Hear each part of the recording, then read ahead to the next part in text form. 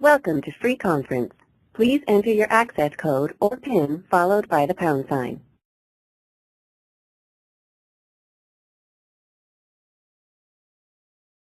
You will now enter the conference.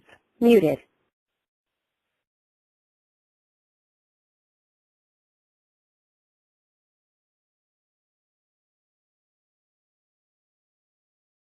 Unmuted. Hello, 779. Hello. Yeah, this is Frank. Who is this? It's Danny. Oh, hey, Danny. I'm recording. Hey, thanks for joining us. You're what? I'm recording the call tonight. Okay, cool. Maybe you can kind of step in whenever, if I need help or whatever, kind of tag team it. I've got the point in front of me. Do you have a copy of it? Yeah, I can pull it up. Okay, well, I've got it too, so we can just go off of that. And then I guess Levi's not going to be here tonight. He had to work late, I guess, and he's just getting around to feeding the kids, so.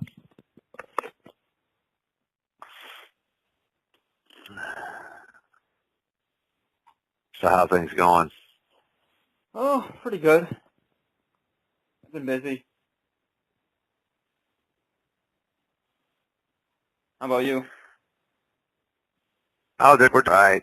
The weather's kind of changing here, and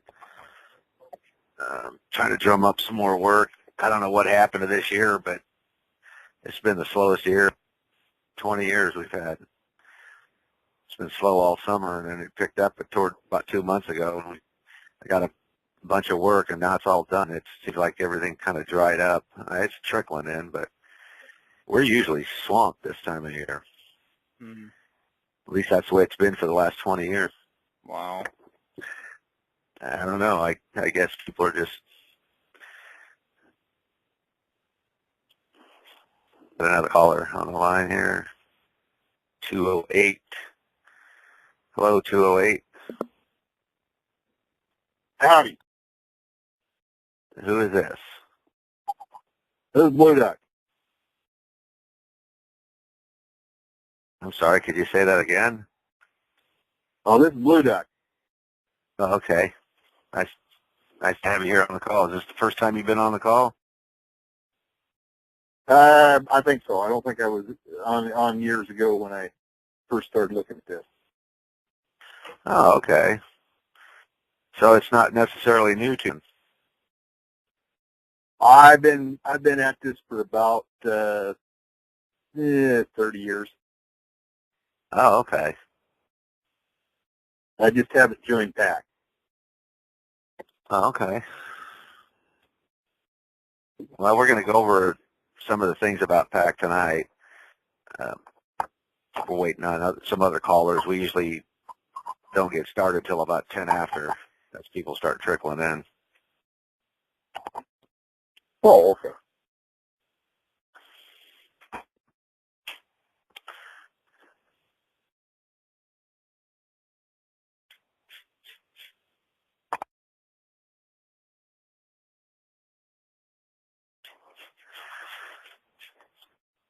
Okay.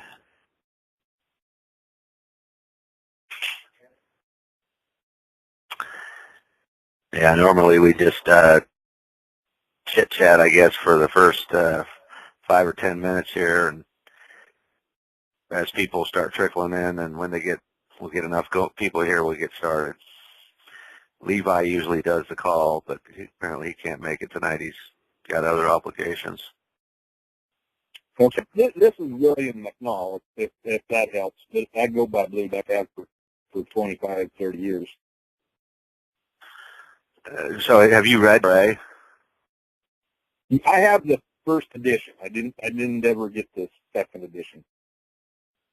Okay, there's several editions, I believe,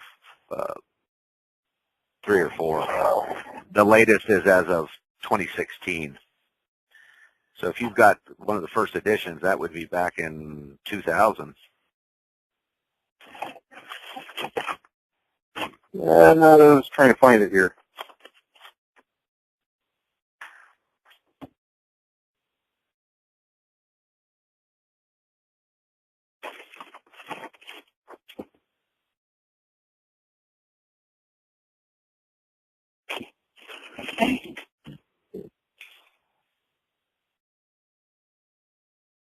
The 2001 edition. 2001. Yeah. Yeah, that's one of the original ones there. Yep.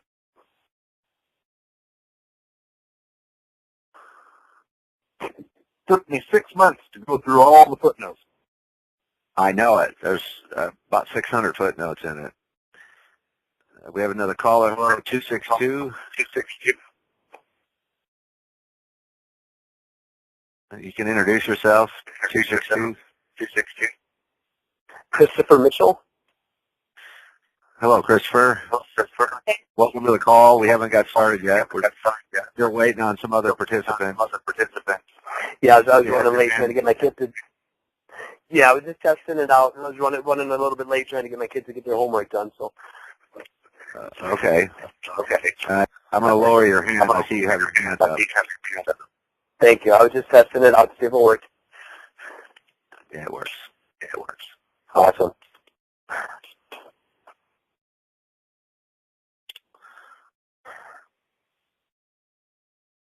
So can you tell us how you heard about the caller? I through Facebook, I seen the group. I've been actively studying the Constitution and the amendments. I've been through like the 15th and 16th.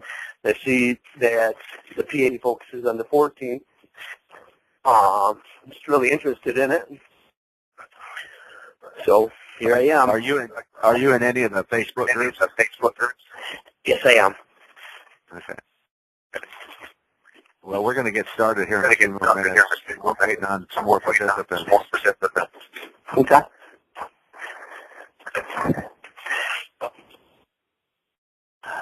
Yeah, I was getting some feedback from your phone, so I muted you, 262. But we're just going to give it a few more minutes here. I go to the 14th Amendment, a little bit about some of the issues that we face and some of the problems, and due to resolve them, the remedy for them. Part of the hello.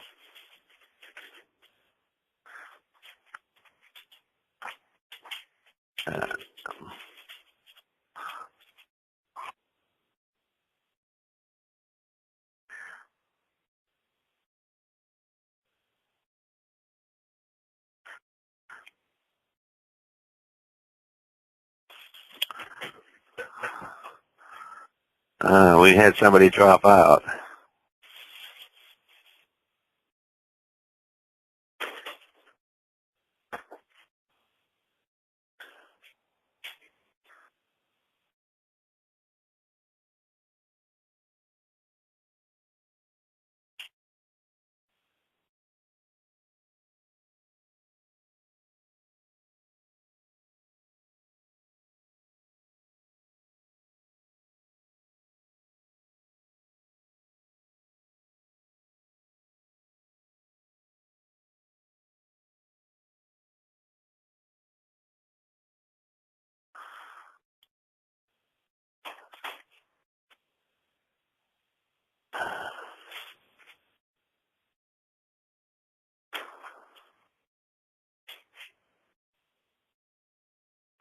We're going to give it a few more minutes.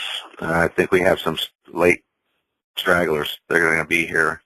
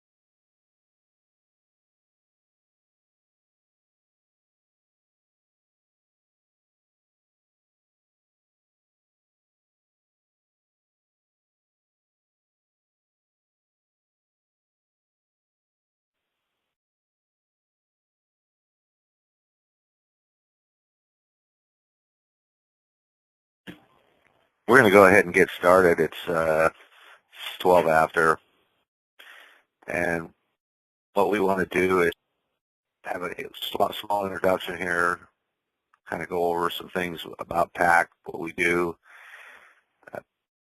We're going to talk what PAC stands for. PAC, it means People's Awareness Coalition, and by peoples we mean everyone in America. Awareness is political and constitutional understanding, and coalition is the lawful nationals working together. PAC's purpose is that of an educational tool to get Americans up to speed on the current condition of the government, the problems, and more importantly, the remedy. By working together with PAC, we will effectively help each other implement the remedy in our own lives. Part of that is relayed through our mission statement, which you can read this mission statement. You can go to pacalliance.us/mission if you're sitting in front of your computer, and you can read that. I'll go ahead and read it for you from here. People's Awareness Coalition discerns that vigilance and an understanding of the law are paramount to the preservation of liberty. As a result, the coalition commits to increasing Americans' awareness of the designed legal fraud perpetrated against them and their countries, and resolves to instruct people of America in the appropriate historical facts and law. The ultimate goal of the coalition is to reestablish the American Union's lawful Republican governmental system as set forth by the organic Constitution. Coalition members are therefore patriotically motivated in the support of liberty and firmly believe that wars and rebellions are the two most destructive diseases of society. Hence, the coalition resolves to accomplish its goals in a political and peaceful manner,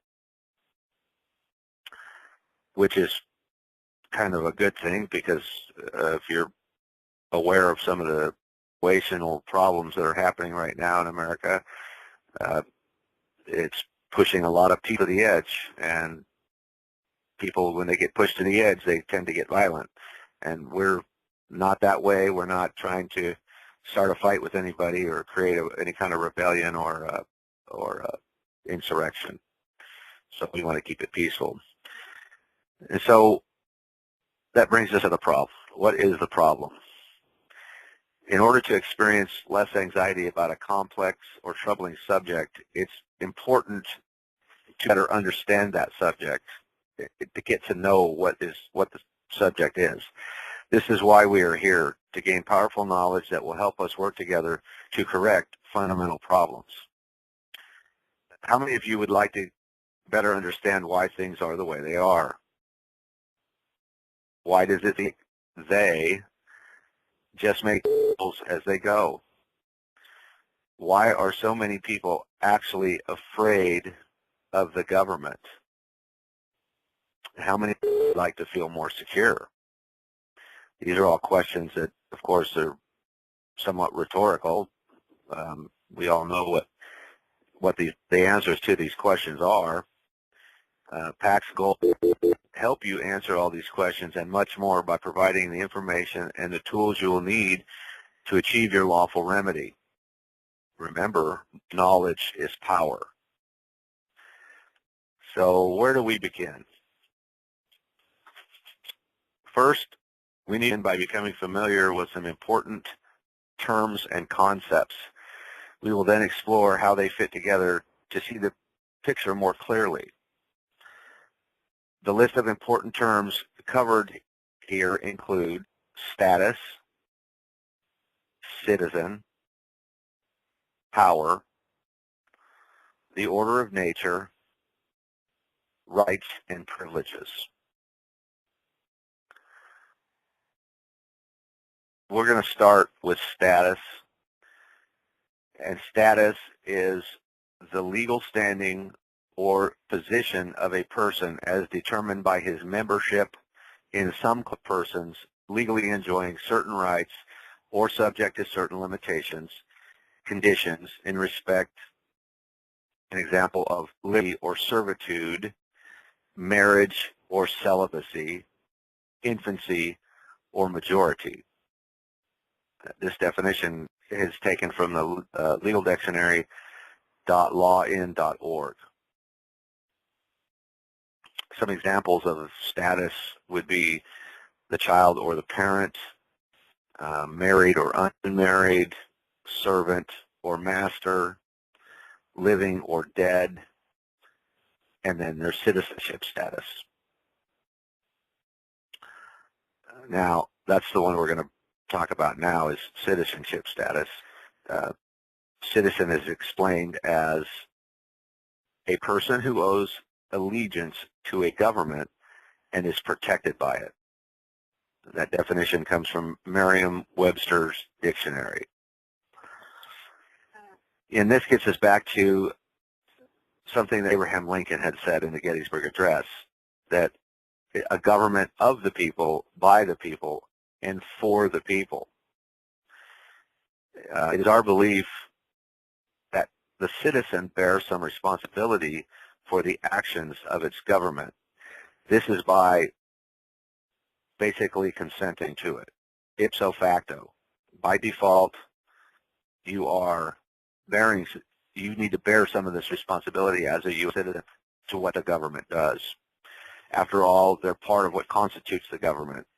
By their contributions and acquiescence, they empower that system, the systems that form. By their consent.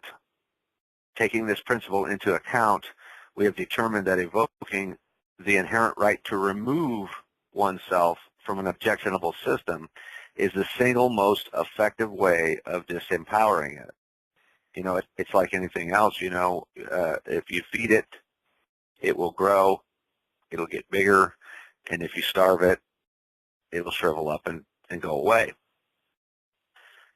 So that brings us to the next definition of, in our line of definitions here, of power.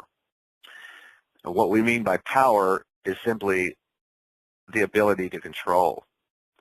For example, a parent should have power over the child, not the child having power over the parent. You know, that would be wrong. We've seen that happen in lots of cases where unruly children get out of hand. They grow up to be irresponsible adults. A lot of them end up in prison and such.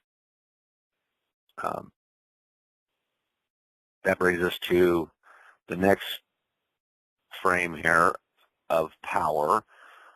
Where does a government's legitimate power come from?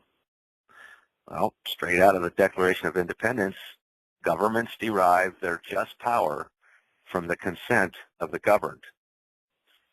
Simply put, legitimate power comes from your consent. So by voting in the system, by deriving any benefits from the system, signing any contract, signing any license, that is giving them the power to do it because you are consenting to it. Much like the food chain, power forms a system, and that system is called the order of nature. Now, the order of nature, the law regards the order of nature. That would be a law maxim, law lex spectat natura ordinum, which is from Black's Law Dictionary, the 4th edition. And what is the order of nature? The order of nature is defined as the physical universe considered as an orderly system subject to natural, not human or supernatural laws. Simply put, it's the hierarchy of power, the correct way the power is supposed to flow.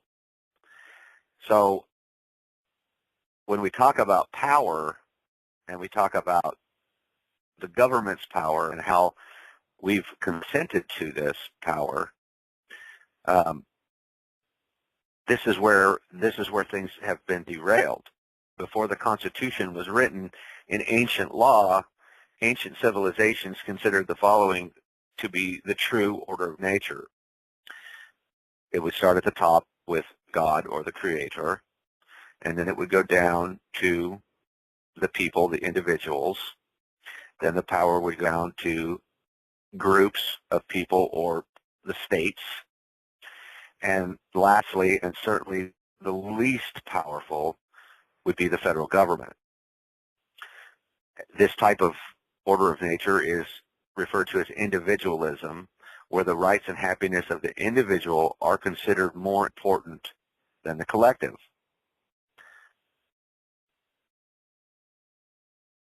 And all of these concepts adds up to your rights. In the Declaration of Independence, we hold these truths to be self-evident, that all men are created equal, that they are endowed by their Creator with certain unalienable rights, that among these are life, liberty, and the pursuit of happiness. Now let's examine some of these words in here. We'll start with unalienable or unalienable, which means it's impossible to take away or permanently, which that means that's something you're born with. It's intrinsic to your birth right. It's intrinsic to your life. It cannot be taken away or given up permanently. You could give it up temporarily, which is what being in a position of a 14th Amendment citizen has created, which is a temporary situation, because you can change that. You can change that status, and we'll get into that a little later. So what has changed? We know that your rights cannot be taken away, and they can't be given up permanently, but you can decide not to value them, not to protect them. So in essence, you can give them up voluntarily, but they'll always be there for you when you wake up. You mean men and women have unknowingly given up their rightful place of order in the order of nature? Well, they must have been tricked. How were they tricked? Enter the 14th Amendment. The 14th Amendment's complex language created for the first time a status called federal citizen. Prior to this, all individuals were members of their state. The phrase privileges and immunities as opposed to rights allows the government to change, suspend, or ignore these attributes at any time. The amendment ignores the order of nature, the true order of nature, also known as government de jure, and replaces it with man's law known as government de facto. And we can discuss these two words here, de jure and de facto, as well. So de jure is as of right. It just basically means that is a natural right. It's the natural order of how things should be. So when you consider that opposing word, de facto, which is as a matter of fact, that's the type of government that we have right now. We have a de facto government, which it does not go off onto the order of nature. It goes on its own man-made construct and its own dealing with its own business. So it deals with that business basically by the consent that people have given it by deception. So the new order of the new power structure, or the new order, has been turned upside down via this amendment. It starts with the federal government as being the all-powerful. Then it goes to groups, states, and organizations like corporations and states and municipalities, cities and such. And then it goes down to the individuals. This is collectivism, where the group is always considered more important than the happiness and the well-being of the individual. We know that this is how this de facto government is organized and it is set up. And we're going to get into political power now. Political power comes from groups of people that share the same status. This is why the states seem to have no power. All the people in the states are federal citizens. this group of people that we're talking about are U.S. share the same status, the U.S. citizenship status. So this is where this political power comes from, because the people of the states have yielded their natural right to be state nationals.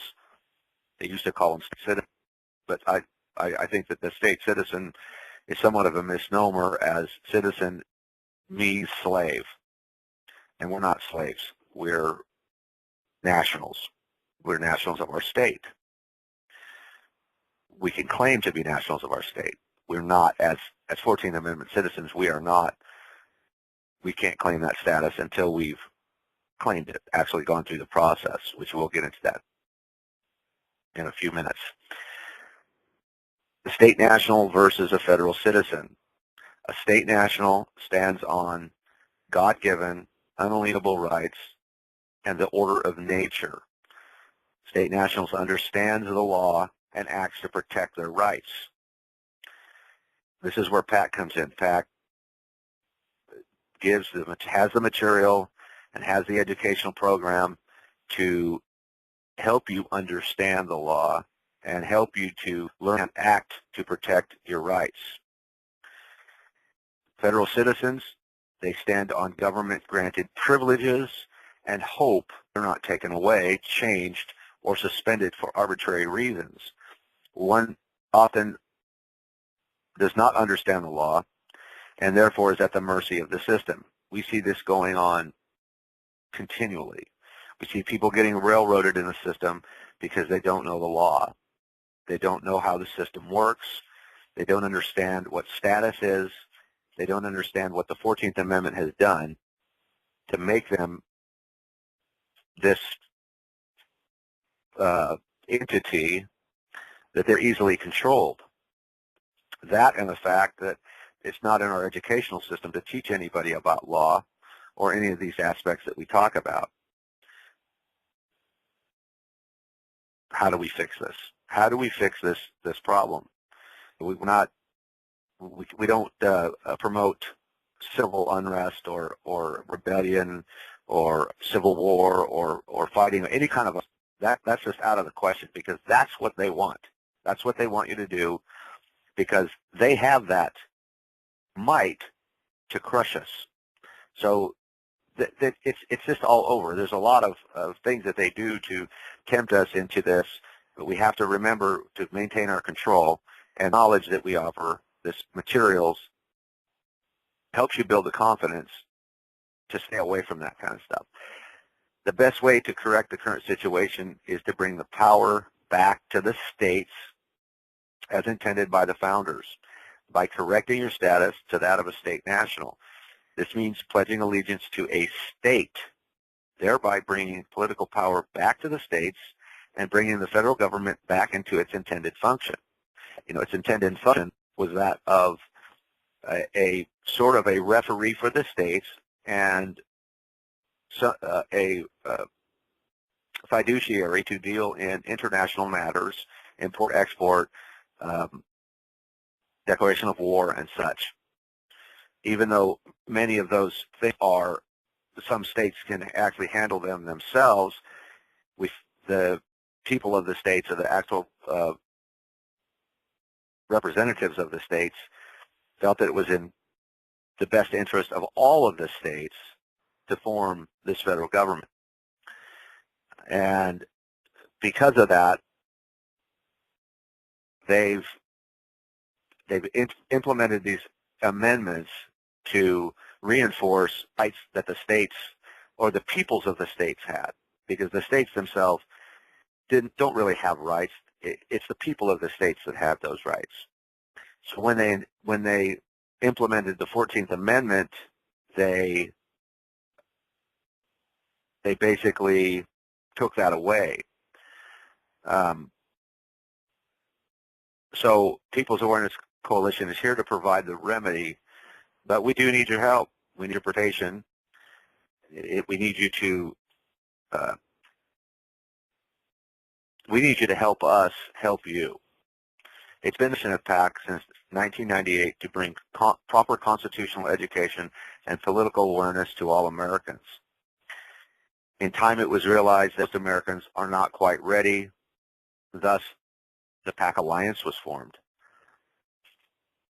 PAC Alliance is looking for good people to move this vision forward. Those people who are looking to free America from its deception and assist those who truly want freedom. One of the things that we recommend is that you go to the PAC website. There's a ton of information that can be found at pacinlaw.us in the form of white papers. And each of these white papers, it's all free access. You can download them for future study, and they are all tied into the Red Amendment. The Red Amendment is the catalyst of what we're about. It explains in extreme detail of this dilemma and of all of the law regarding what we're talking about. It's got over 600 footnotes. The newest edition contains a glossary and several other related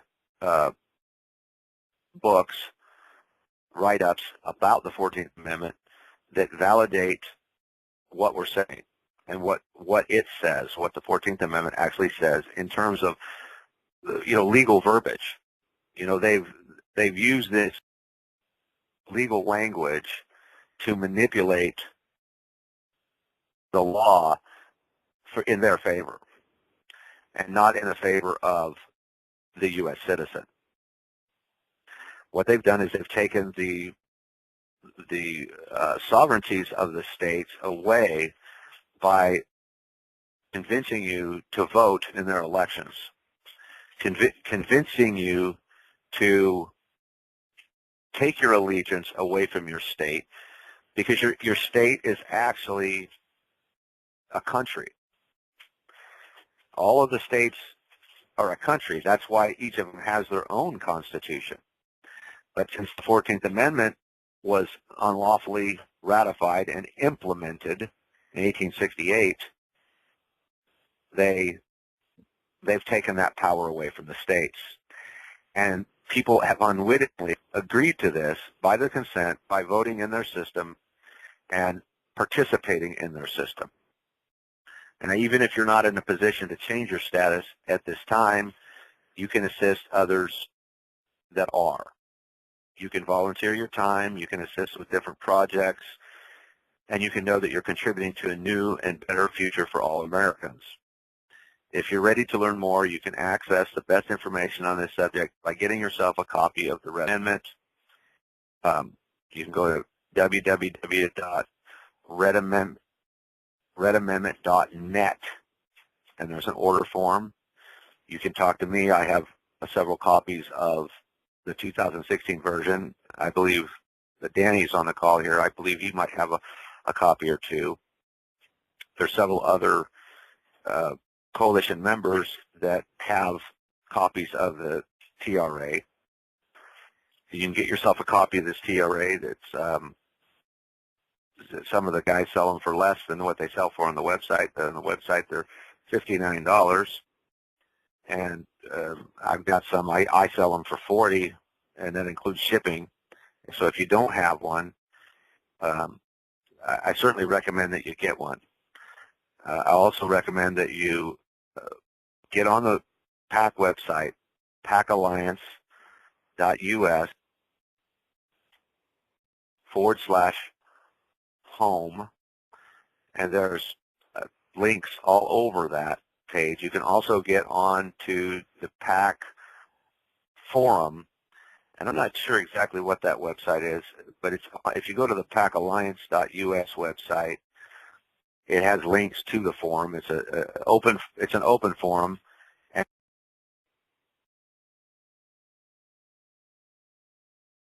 everyone join in on that. PAC has an educational program that's internet-based as well as conference call-based that takes you through 4 steps. It's actually 5. This would be level 0. This introductory call is a call to introduce you to PAC. and to introduce you to our educational system. Level 1 is a self-study, which you get access to the Level 1 website, or the forum on the website, with the purchase of the Red Amendment. The Level 2 is a little bit more expanded TRA study, and that's within study groups. So Level 1 is a self-study where you get the book, and you read it and you study it.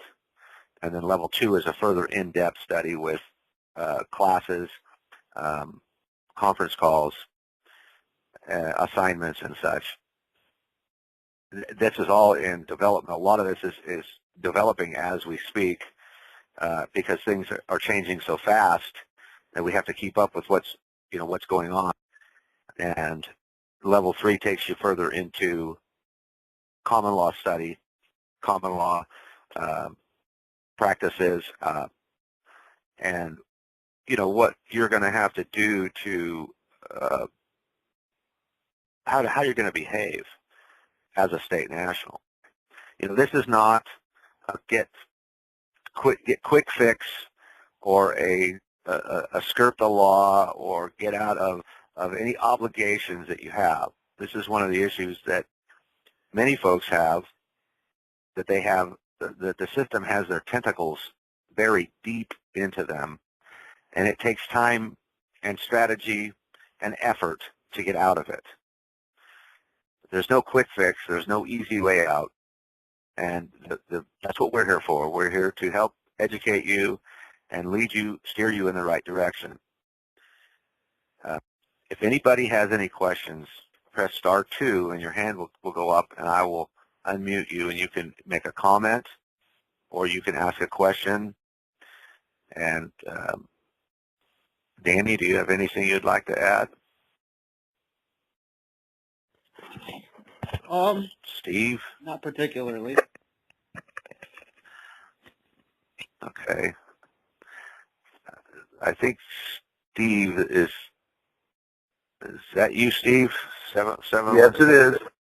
Yep. Steve, would you like to add anything to the call? Steve is a New York PAC Alliance member, soon to be New York State National, and he's pretty well versed on what we've been talking about tonight. So if you'd like to make a comment, Steve, or add something, please do.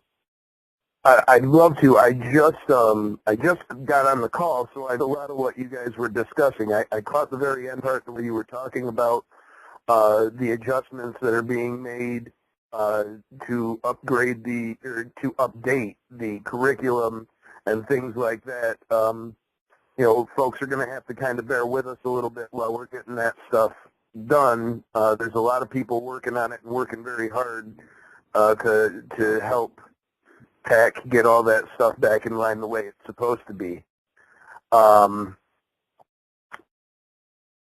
Basically, I want everybody to know right off the jump that what you're looking at doing now takes a lot of personal responsibility. It takes a lot of conscience and moral character. Okay, this isn't something that any person should take lightly if it's the way they choose that they want to live with their life. It is very important that you begin to study aspects of law. There's things that need to be learned. I know that as a general rule, people are told their whole life that law is hard to learn and hard to study, but the reality is it is the basis of the true language of English. Okay, so what we learned in school and learned the Webster's Dictionary is the commoner's English, a layman's English. It's intentionally built that way to keep people ignorant. So it's time for people to educate, and you really have to, put yourself into it 110% if you really want the truth and want to be able to correct what you're doing with your life. That's right. They've purposefully They've purposefully hidden this terminology and these words from us and these procedures, and they've monopolized the law or the legal industry. That's another, these are two important terms that are distinctly different, lawful and legal. Because what is legal is not always lawful. And so this is where people get in trouble. They get in a bind because they've listened to somebody say, hey, this is legal, or hey, this is lawful, and not understanding the definitions of these terminologies can lead to problems down the road. You know, there's a lot of other patriot groups, so to speak, or folks in the freedom movement that tout these conniving, I want to say, or sneaky methods of dealing with certain things. Secured party creditors is one of them. Acceptance for value. These are all things that lead to the Gray Bar Hotel. These are things that you know, sovereignty. When people say that they're sovereigns, you know, they're automatically telling you that they don't know what they're talking about, because a sovereign is a king, is a ruler. You can't be a sovereign and a citizen at the same time. That doesn't exist. Go ahead. Well, to add to that, you can't be a sovereign anyway. If you go back to Vattel's Laws of Nations, which are understood and accepted internationally as the hierarchies of law, different forms of law, be it de jure, be it de facto, nowhere in any form of existing law can the person be the sovereign. If you look at de jure law, the creator or God, flying spaghetti monster, whatever you want to call him, is the sovereign. The people answer only to him and to their peers if they commit a true crime. If you look at de facto law, the federations or the government is the sovereign. You know, the person themselves cannot actually be sovereign. Well, it's the body politic of the state that's sovereign. Well, that's a completely different animal. What you're doing there at that point is you're saying that the people as a whole are the rulers of the state and of the nation. They still answer to God and to their peers. Okay, do you understand what I mean? Yes. The sovereign body politic is what allows elected representation to exist and allows the state to govern. Without the people saying that it's okay, the state cannot govern, which is a far cry from what you have under this Marxist communist system that you live under today. Right, and the reason that folks necessarily understand this as much is because they've been raised in this box, and they've been raised to believe that this is the way that the Founding Fathers set up this system to be, when in fact it is not. It was changed with the 14th Amendment and has been progressively implemented. You know, when the 14th Amendment was implemented in 1868, things didn't just change everybody's life overnight. There were many folks finished living their lives out, that generation, as the same status as they were. And, of course, the federal government wasn't as powerful or as big as it is today. It wasn't the behemoth that it is, so these things couldn't be enforced. So over these generations, I mean, it took, what, from 1868 to 1913 to implement the Federal Reserve, to implement this banking system. This is a fraud. It's a debt-based, usury-based system that's been allowed via the 14th Amendment. That and all of the. Hey Frank, I wanted to add a couple more things to that, so that you have them for folks. That first of all, if you look back through law and even through the legal actions you will find that the last time the 5th, the 9th, or the 10th Amendment were used to defend a person successfully against government was in the late 1890s, which would have been about the same time frame that the last generation of people who were born as nationals of their independent nations was dying off. That's a big thing. You can actually look back through law and find that. I wish I had stuff in front of me. I don't, where I could give you some case knowledge of that so that people could start to see that.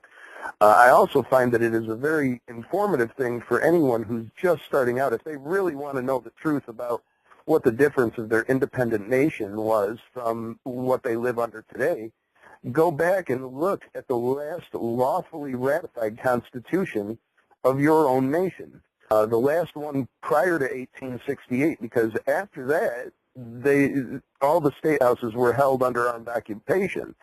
So, or since 1865, really.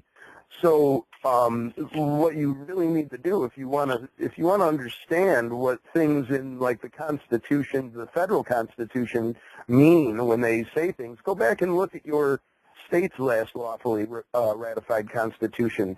When the states were still independent, they actually laid out who was part of the militia, what made you part of the sovereign body politic, and how you could even be counted to have a voice. And when you start to look at those things and you really start to pay attention to what you're reading, you're going to find that things today are 180 degrees different. Yeah. I'm sorry, I knocked you off your train of thought. No, that's fine. This is just a segment from page 10 of the Red Amendment. At the beginning of Chapter 2, Marxism established in America, the Communist agenda exposed. The American Civil War, which, just to clear things up, it wasn't a civil war. It was a war between the states, and more appropriately, it was an international war, because all the states are their own country. This is something that part of the information or material that has been hidden from us. We've always believed that the United States is a country. Well, under international law, it really isn't. It's not recognized as a country because it's a union of countries. That's why when they have the State of the Union address, it's not the State of the Country address, because it's a union of countries. The American Civil War, or War Between the States, commenced in the year 1861. This was just 13 years after the Communist Manifesto was drafted in 1848. Unknown to most, the final outcome of the so-called Civil War instituted a new quiet war on Americans by the way of the 14th Amendment. To set this premise of this chapter, the definition of manifesto is as follows. A manifesto, a formal written promulgated by a sovereign or by the executive authority of a state or nation, proclaiming its reasons and its motives for declaring war or for any other important international action. Public declaration or proclamation of a political or social principles, which is, that comes from Black's Law Dictionary. Now, for a little further ahead into this chapter, they've told in their code, the United States Code, USC, I'm sure you've heard of this before. They call it a code because it's like a code. It's like a code book, so to speak. And Title 8 USC 1101A37, definitions. The term Totalitarian Party means an organization that advocates the establishment in the United States of a totalitarian dictatorship or totalitarianism. This totalitarian dictatorship and totalitarianism mean and refer to systems of government not representative in fact, in other words, de facto, characterized by A, the existence of a single political party organized on a dictatorial basis with so close an identity between such party and its policies and the governmental policies of the country in which it exists that the party and the government constitute an integral unit, and B, the forcible suppression of opposition to such a party. Now, does that sound familiar to anybody in here? You know, if you have a question or you'd like to make a comment, just press *2, and we can continue on with this. So these definitions of Title 8 U.S.C. 1101A37 appears to be clandestinely placed definition. For example, it's actually secretively bragging. Of course, they're not going to admit to this as it applies to the current de facto governmental system. Applied facts will prove it. Pursuant to this list are the main characteristics per definition. The specific particulars are as follows. 1, totalitarianism. 2, dictatorship. 3, government not representative in fact. And 4, forcible suppression. These things are, you know, they're all intertwined, and you have to be practically a genius if you were to, or let's just say, have the wealth and stature of somebody and the intestinal fortitude to do this research yourself. Would take you 10 years of your life at least, and you might not even be able to get through all of it. There'd be probably a lot of it that you just wouldn't understand. TRA, the Red Amendment, breaks this information down into bite-sized chunks, easily digestible. It does have over 600 footnotes, and so a lot of what we're saying here is contained in this book, in this reading. It's a recommended reading for anybody that wants to get to find true freedom and to well, assist PAC with our mission and to share this with everybody. Every American needs it.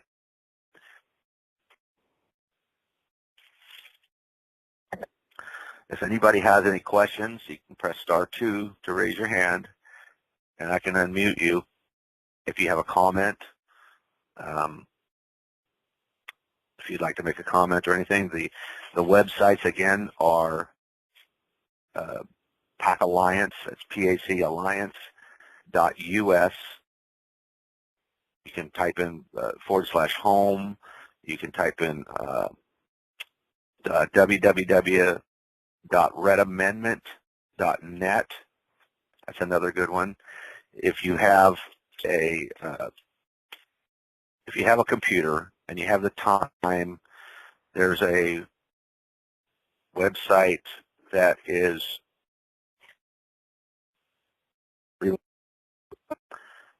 presentation. It goes and it have notes. I'm to find it here. Frank, you're breaking up. Hello? You're breaking up real bad. Hold on. How about now? Can you hear me? Yeah, Okay. Better? I can hear you fine now. Okay. Okay, so that other website is www.deprogram.us. And that will take you to sort of like a presentation that is kind of loosely based on the movie The Matrix, if you ever have seen that.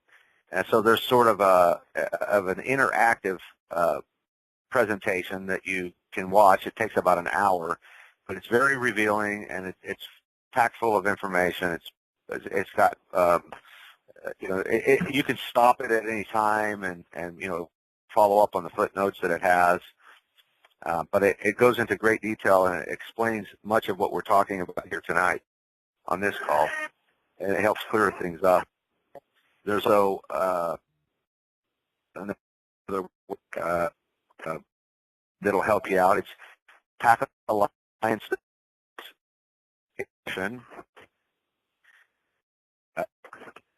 or PACalliance.us/start. You can actually just type in your search bar PACalliance.us, and it'll take to many pages. PACalliance.us/tour. that takes you on a tour of the website. And it's been, I've been with PAC Call, and I still haven't seen everything on that website. There's just so much material there to help familiarize yourself with, what we're doing, and a lot of it's based on the law. There's tons of white papers, tons of write-ups on the state. For example, if you know, if you did this, probably want to check this out. But if you vote in this system, you're a criminal. You have to be a criminal to vote in the system, and that's based upon Section 2 of the 14th Amendment. The link is pacandlaw.us, TAC, in US, 14th. And that real information of why you shouldn't vote in the system and why it makes you a criminal to vote in the system. You can expand on that if you'd like, Steve. Do you want me to expand on Section 2 of the 14th Amendment? Is that what we're asking about? My yeah. just decided we were going to talk. Yeah, sure. Okay. Expand on that. I'm going off hip. But if you read Section 2 of the 14th Amendment, it identifies that, first of all, Section 2 identifies the difference between the national of the independent nation and the citizen of the federal government. It also states that voting is prohibited except for acts of rebellion or other crime. Okay, so basically what they're saying is that you have to be acting in rebellion or other crime against the true laws of your nation to vote in their system, which makes you a belligerent. Okay, it makes you a criminal. And basically it all comes back to you give tacit consent through this as well. When you sign up for selective service or you register to vote at 18, not only does that say, hey, I'm going to act as a call, but it also says I'm totally fine with you writing laws that control my life. Or legislative statute and code would be a better way to say that than laws, because they're not actually law. And what it does is it moves you from being ruled by nature, ruled by the common law, to being ruled by man. It removes natural right. Right. It takes away, what it does is you've yielded your natural rights to that of a construct of man. And I've got the page pulled up. It says, Clause 2 says, but when the right to vote or the choice of electors for President of the United States, Representative of Congress, executive, judicial officers, or the Minnesota legislature, it's denied to any of them being 21 years of age and citizen of the United States, or in any way abridged, except for participation in rebellion or other crime. The basis of it goes on, and then, but basically to explain, the is denied attaches to except for participation in rebellion. An example: you cannot vote unless you participate in rebellion against the old political system, which is the political system of your state. So, which is your country? It's the country you were born in. Abridged attaches to other crimes. This is all a grammatical sequence that they put together. They don't teach you about this in school. And most attorneys or most lawyers that have gone through law school, they don't even know this, because this wording was based upon the verbiage that they used back in 1868, not what they're using today. I see we have some late comers to the call, so we're just in the discussion portion of the call, since the call went on last hour. But if anybody has any questions or comments, press *2, and I can unmute you from the call, and you can make a statement or you can ask a question. We encourage you to do that.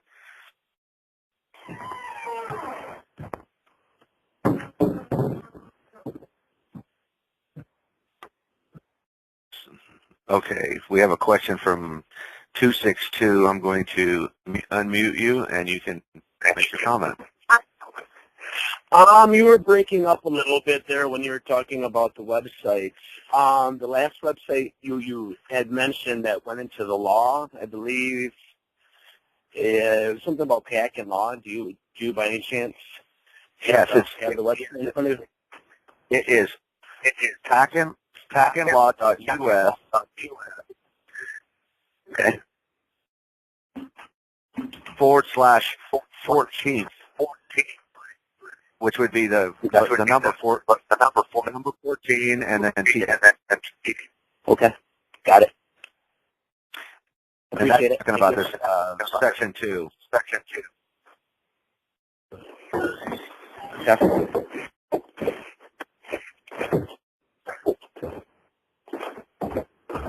I'm getting feedback. I'm getting feedback.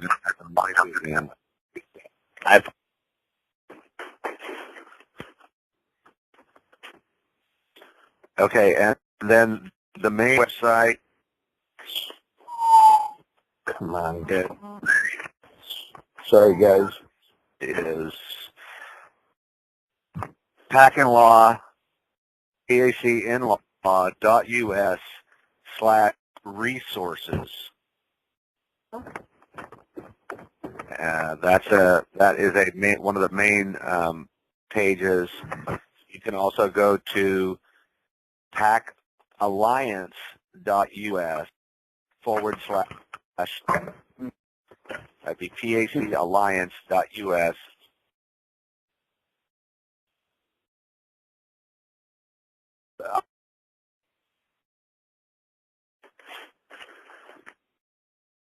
site with multiple pages on each side. So there's probably, I'm just going to guess, there's at least 100 pages. There's also the PAC forum, which is, that would be, let's see if I can find it here, PACalliance.us/groups, and that can get you general in your email and be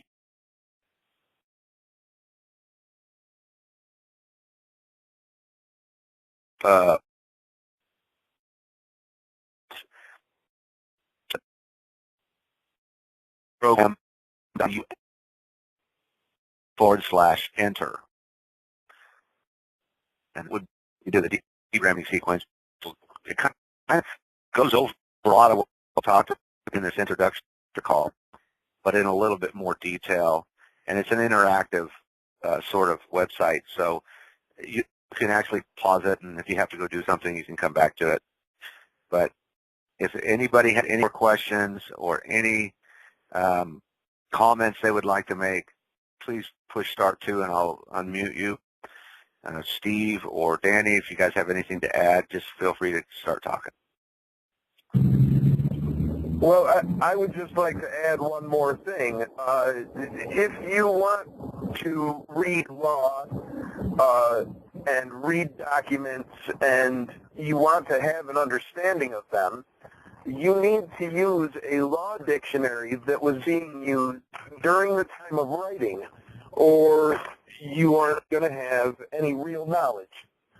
Because what happens is, just like any other dictionary, governments go out of their way to have certain adjustments made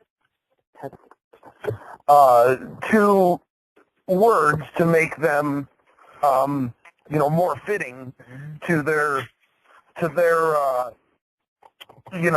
objective. For example, the word mercenary now includes the term unless you are being paid by a government. Okay, and it never used to. Mercenary was always someone who went to a foreign land and killed foreign people, regardless of what their reasoning behind it was. And now, in New Law Dictionary, that has been adjusted,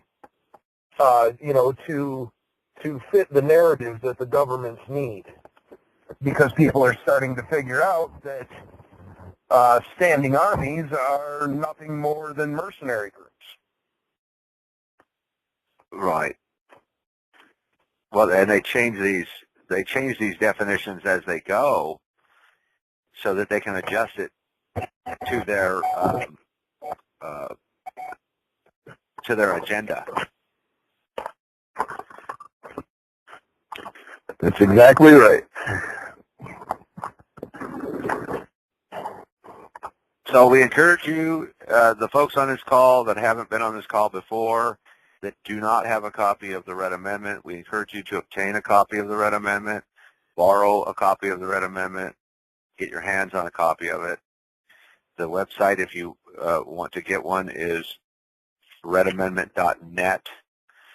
It's got a order form on the website. You can copy that out and send the money in that way, or there's also an option for PayPal if you do have PayPal. You can get a hold of me, Frank Helderline, on Facebook. I have copies. Gabe, he's on the call tonight too. I believe he has some copies. I think Steve might have some copies too. Danny, I think, might have copies. If you want to get a hold of any of us on Facebook, you can go to the Facebook groups, or you can search for me, and I can hook you up with any of those guys. He's telling me he has a few 2016 versions. The 2016 version has a clear plastic cover, hard plastic back, an added glossary, and some extra reading materials that the earlier editions do not have. And these will all help you in your study and understanding. Get to the website, read some of the stuff that's on the website, get a hold of us if you have any questions. And I think with that, if nobody has anything else to say, we're going to go ahead and end the call. And I appreciate you all being on the call tonight.